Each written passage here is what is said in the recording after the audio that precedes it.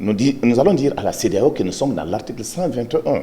On ne peut pas menacer un peuple qui demande son droit, un peuple qui s'est battu en 91 pour avoir la constitution de février 1992, où dans la constitution, nous sommes autorisés de sortir et de marcher. Nous sommes autorisés de respecter la forme républicaine de l'État.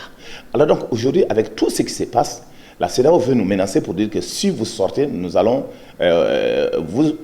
prendre des sanctions. Et la CEDEAO, qu'est-ce qu'il nous propose? Un gouvernement de 6 membres. Ces gouvernements de 6 membres, si vous analysez, c'est des gouvernements des amis, des copains, donc de longue date. Un gars comme Tapo sait ce qui se passe entre eux là-bas.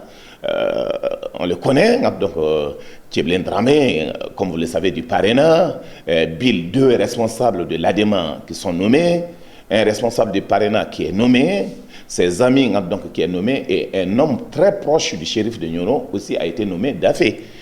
Donc c'est ça. Donc pour nous, ce n'est pas ça la solution. Aujourd'hui, la crise est telle que, même si ceux qui sont en train de mener le combat refusent de continuer le combat, le peuple va continuer le combat. Le peuple n'a besoin de quelqu'un pour guider. C'est ce guide que nous sommes en train de chercher pour mener le combat. Aujourd'hui, c'est que le Mali est en train de disparaître. Chez moi, dans le pays d'Ogon, depuis l'arrivée d'Ibrahim Boubacar Keïta au pouvoir, après le bilan des Nations Unies, plus de 580 personnes ont été tuées dans ces derniers temps. Nous sommes à 600 morts. Nous enregistrons plus de 500 Dogons tués sur l'étendue du territoire national. Et des peuples aussi tués. Donc, ils se tuent pourquoi? Personne ne le sait. Mais aujourd'hui, il faut donc l'absence de l'État. Parce qu'il n'y a pas de justice, il n'y a pas d'État pour sécuriser.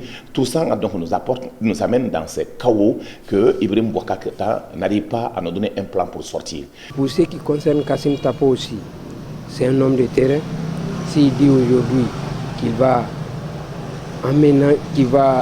redonner la justice aux Maliens, il peut le faire parce qu'en tant qu'un avocat, il a eu à défendre pas mal de victimes.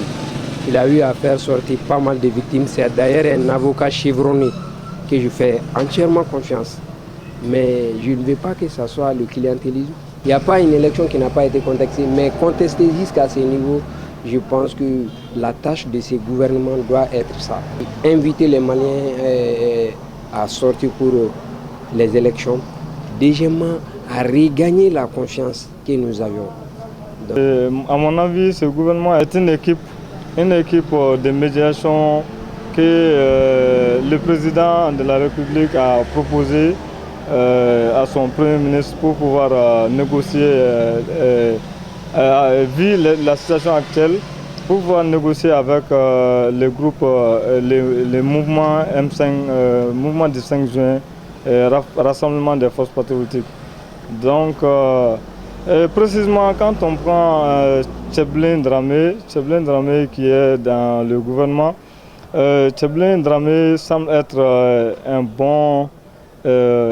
bon médiateur entre le gouvernement, le président de la République et les M5 RFP, vu les liens qui rapprochent Mahmoud Diko et le shérif de Nioro et les liens entre le shérif de Nioro et Tcheblin Dramé.